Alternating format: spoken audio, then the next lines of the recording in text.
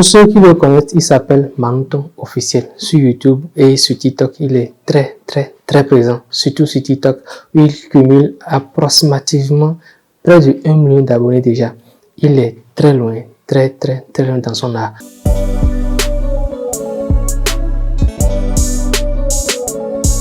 Maintenant, le truc qui s'est passé, c'est qu'il a tellement créé une tendance autour de lui que la plupart des personnes qui veulent se lancer dans le web comédie au Bénin veulent obligatoirement copier son style et lui ressembler.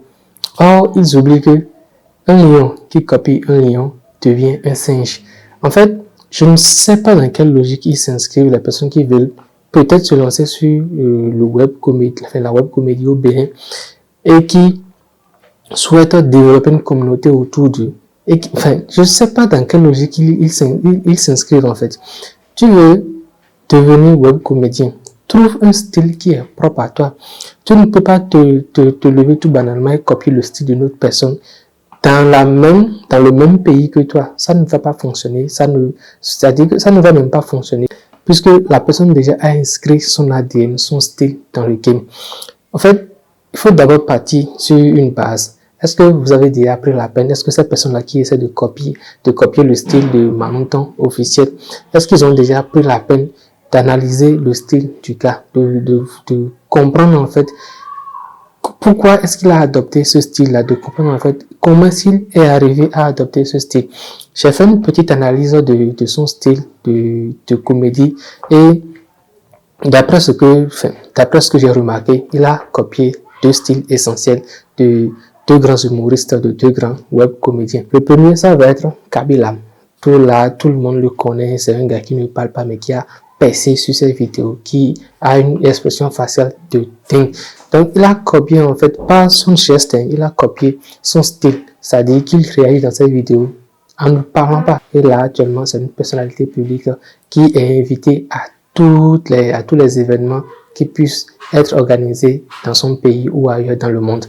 Ensuite, il a copié également, Manuton a copié également le style de Funny Bros. Je ne sais pas si tu vas le reconnaître, je vais mettre sa photo quelque part ici. Et en fait, avec le style de Funny Bros, il n'a pas totalement copié le même style que Funny Bros, puisque lui, par exemple, il s'habille en veste, ça peut être des vestes rouges ou noires, et il trimballe souvent un sac très grand qu'il met autour de lui, dans lequel il met des documents ou qu'il va mettre de la bouffe. Donc, en gros, voilà les 2 styles que Manuton a copiés pour adapter, pour créer un style tout nouveau. Donc, toi, en tant que web comédien, si tu veux te lancer, en fait, fais une analyse de ce qui marche ailleurs. Par exemple, ce qui marche très bien au Nigeria ou au Niger ou au Cameroun et essaie de l'adapter dans ta zone avec les moyens que tu as à ta disposition. Tu peux, par exemple, décider de copier le style de Mr. Macaroni, lui qui fait des vidéos avec de crossfest, des femmes au crossfest qui propose des contenus qui soient distrayants, qui déstressent. Tu peux également copier le contenu de Broda Chagi si tu te retrouves dans son style, si tu es en mesure de faire quelque chose qui ressemble à ses contenus, à lui, sa manière de parler, de se tenir, d'être relax dans ses vidéos. Tu peux également essayer de copier les vidéos de comment il s'appelle déjà? Sydney Talker. Il y a plusieurs types de créateurs de contenu que tu peux copier.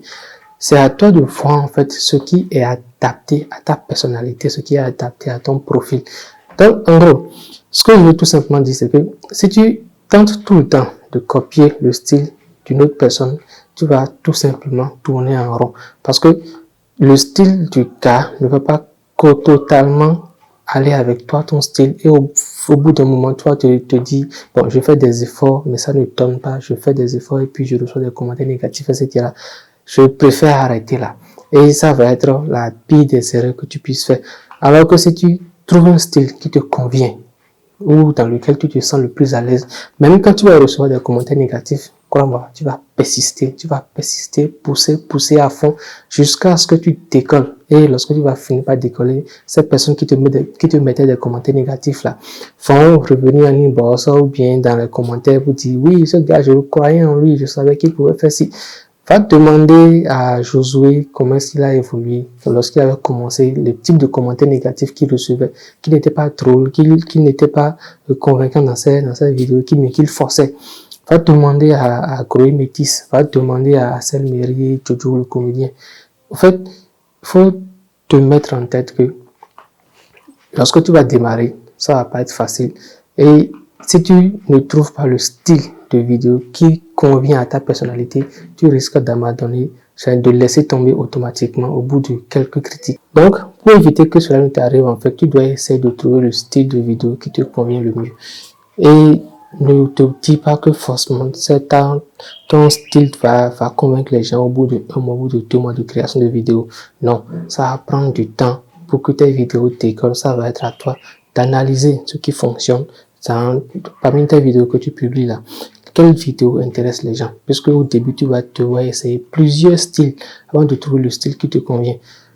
Analyse ce qui fonctionne, les autres publications qui fonctionnent pour les personnes que tu as copiées. Analyse en fait aussi leur interaction, ce qui intéresse les gens dans les commentaires, comment est-ce qu'ils parlent avec leurs abonnés dans les commentaires. Et surtout, tu dois garder en tête que tu sais l'objectif que tu es en train de poursuivre. Si c'est réellement atteindre les 1 million d'abonnés, les 2 millions d'abonnés, les 3 millions d'abonnés, tu dois te mettre réellement en tête que ça va demander du taf, ça va demander de l'argent déjà, une dépense d'énergie énorme et de la persévérance. Ça ne va pas se faire banalement. Arrête de croire que c'est facile.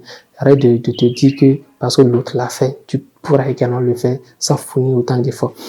Tu vois peut-être parce que ça marchait l'autre, tu te dis parce qu'il ne fournit pas, enfin, tu te dis que non, ce gars, ce qu'il fait, il n'a pas besoin de fournir beaucoup d'efforts pour faire cette vidéo.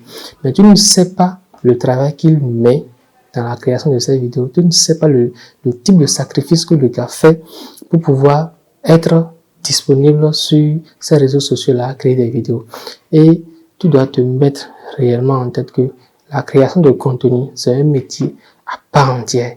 Tu ne vas pas te mettre à créer des contenus et te dire que bon, toi tu veux juste faire ça pour le cash, tu vas juste commencer et puis voir ce que ça va donner. Tu vas abandonner déjà au bout de quelques semaines. Tu vas laisser tomber au bout de quelques semaines. Tu dois trouver un style personnel à toi et te lancer réellement à fond. En gros, c'était tout simplement ce que j'avais à partager dans cette vidéo et n'hésite pas à t'abonner à la chaîne et à activer toutes les cloches de notification.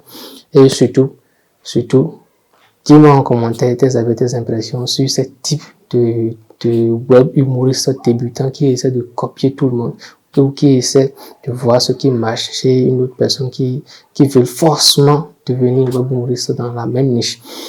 On va en discuter dans les commentaires et nous on va se dire à la prochaine pour une toute nouvelle vidéo.